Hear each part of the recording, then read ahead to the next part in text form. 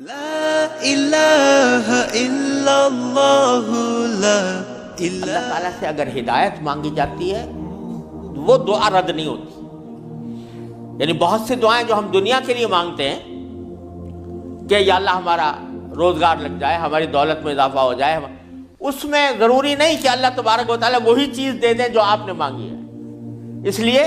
کہ بعض اوقات اللہ تعالیٰ کے علم میں ہوتا ہے کہ یہ چیز اس کو دیں گے تو اس کے لیے نقصان دہ ہوگی، کوئی اور چیز دے دیتے ہیں، اس سے اچھی چیز دے دیتے ہیں. بعض مرتبہ آدمی مانگتا ہے کہ مجھے میری دولت میں اضافہ ہو جائے، لیکن اللہ تعالیٰ جانتے ہیں کہ اس کی دولت میں اضافہ ہوگا تو پتہ نہیں یہ کس وادی میں جا کے گرے گا، لہذا وہ نہیں دیتے اس کو، لیکن دعا کا ثواب اس کو دے دیتے ہیں. اسی طریقے سے بعض اوقات دنیا کے بارے میں اگر یہ ہو کہ بھئی اللہ میاں مجھے محسن فرض کرو کہ بیمار ہے تو شفا مل جائے، تو بیماری کے اندر بعض اوقات اللہ تعالیٰ جانتے ہیں کہ اس کا بیمار رہنا ہی اس کے حق میں زیادہ فائدہ مند ہے، تو وہ بعینی ہی وہ چیز نہیں دیتے لیکن اس سے اچھی چیز عطا فرما دیتے ہیں. یہ اللہ تبارک و تعالیٰ کی سنت ہے دنیاوی چیزوں کے بارے میں. لیکن اگر کوئی ہدایت مانگے سچے دل سے، یا اللہ مجھے ہدایت دے دے، یا اللہ مجھے سیدھے راستے پر چلنے کی توفیق دے دے، یا اللہ میری اولاد کو سیدھے راستے پر چلنے کی توفیق دے دے، تو یہ دعا رد نہیں ہوتی، اور یہ دعا ضرور قبول ہوتی ہے بشرطے کہ مانگنے والا ہو، سچے دل سے مانگے، خشوع کے ساتھ مانگے، اللہ تعالیٰ سے مانگنے کے انداز میں مانگے، تو اللہ تبارک و تعالیٰ وہ دعا رد نہیں فرماتے. بلکہ میرے شیخ حضرت عارفی رحمۃ اللہ علیہ فرمایا کرتے تھے کہ اپنے اللہ میاں سے جب کوئی مانگو تو مچل کر مانگا کرو. یعنی اپنے اللہ میاں سے باتیں کیا کرو، کہہ دیا کرو یا اللہ یا تو مجھے ہدایت دے دیجئے ورنہ آخرت میں مجھ سے مواخذہ نہ فرمائیے گا، یا تو مجھے ہدایت دے دیجئے، گناہوں سے بچا لیجئے، اپنی نافرمانیوں سے بچا لیجئے، یا پھر آخرت میں میری گرفت نہ فرمائیے گا. تو بندہ جب اس طرح مانگتا ہے تو اللہ تبارک و تعالیٰ ضرور عطا فرماتا ہے، ہدایت ملتی ہے. اور ساتھ ساتھ یہ کہ وہاں پر آپ کے لیے ایک عذر ہو جاتا ہے کہ یا اللہ میں نے تو آپ سے مانگا تھا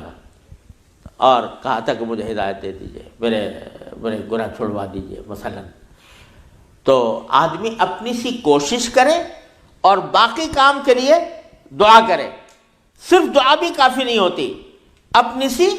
کوشش بھی ضروری ہے. جیسے میں نے وہ یہ مثال دی تھی تو میں نے ساتھ میں اس کو کتاب بھی دی تھی. ایسا نہیں کہ صرف دعا ہی پر اکتفا کرے، بلکہ تھوڑا سا طلب اس کے اندر پیدا ہو، کہ طلب بھی ہو، طلب ہو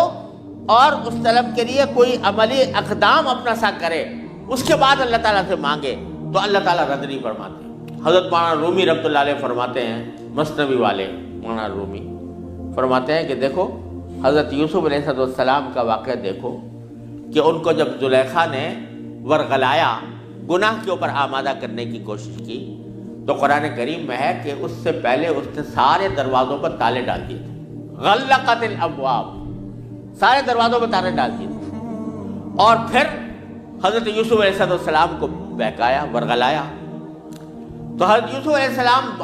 آنکھوں سے دیکھ رہے تھے کہ سامنے دروازوں پر تالے پڑے ہوئے ہیں، نکلنے کا راستہ نہیں ہے، لیکن انہوں نے یہ سوچا کہ میرے بس میں اتنا ہے کہ دروازے تک چلا جاؤں بھاگ کر. تو بھاگ گئے، دروازے تک پہنچ گئے اور وہاں جا کے مانگا اللہ تعالیٰ سے کہ یا اللہ یہاں تک پہنچنا تو میرا کام تھا، آگے دروازے سے باہر نکالنا اور اس گناہ سے مجھے بچانا آپ کا کام ہے. تو نتیجہ یہ ہوا کہ دروازے کے تالے ٹوٹ گئے اور داخل. تو مولانا رومی فرماتے ہیں کہ گرچہ رکھنا نیست عالم را پدید، خیرہ یوسف وار می باید دوید. اگرچہ تمہیں اس دنیا کے اندر تمہیں کوئی راستہ نظر نہیں آ رہا، گناہوں سے بچنے کا، اللہ تبارک و تعالیٰ کی نافرمانی سے بچنے کا ماحول ایسا ہے، اس سے نکلنے کا راستہ نظر نہیں آیا، لیکن خیرہ یوسف وار می باید دوید، جس طرح یوسف علیہ السلام دروازے اپنے حد تک جتنا کر سکتے تھے اس کے لیے دروازے تک دوڑ گئے، اس طرح تم بھی دوڑ جاؤ اور پھر اللہ تبارک و تعالیٰ سے مانگو تو اللہ تبارک و تعالیٰ انشاءاللہ رد نہیں فرمائیں گے. اس لیے میں عرض کرتا ہوں کہ اپنے معمولات میں، روزمرہ کے معمولات میں یہ بات شامل کریں کہ رات کو سونے سے پہلے اللہ تبارک و تعالیٰ کی بارگاہ میں اپنی بھی اور اپنی اولاد کی بھی، اپنے گھر والوں کی بھی ہدایت کی دعا فرمائیں۔ اللہ یا اللہ اپنے رحمت سے ہم چاہتے ہیں کہ ایسا کریں، اپنی طرف سے کوشش بھی کر رہے ہیں، یا اللہ اپنے فضل و کرم سے اپنے رحمت سے اس کوشش کو کامیاب بنا دیجئے اور ہمارے دلوں کو پھیر دیجئے۔ قرآن کریم حضور اقدس صلی اللہ علیہ وسلم دعا تلقین فرمائی، یا مصرف القلوب صرف قلوبنا علی طاعتک، اے وہ ذات جو دلوں کو پھیرنے والی ہے، اے اللہ ہمارے دلوں کو اپنی طاعت کی طرف پھیر دیجئے، اپنی اطاعت کی طرف پھیر دیجئے۔ یہ دعا سرکار دو عالم صلی اللہ علیہ وسلم نے تلقین فرمائی۔ تو یہ دعا ہر روز بندہ مانگے اللہ تبارک و تعالیٰ سے، انشاءاللہ رد نہیں ہوگی، انشاءاللہ ضرور کامیابی ہوگی۔ اپنی طرف سے کوشش جاری رہے اور ساتھ ساتھ اللہ تعالیٰ سے مانگتے رہیں، انشاءاللہ یہ کوشش کبھی رائے گاہ نہیں جائے گی۔ اللہ تبارک و تعالیٰ اس کو ضرور قبول فرمائے۔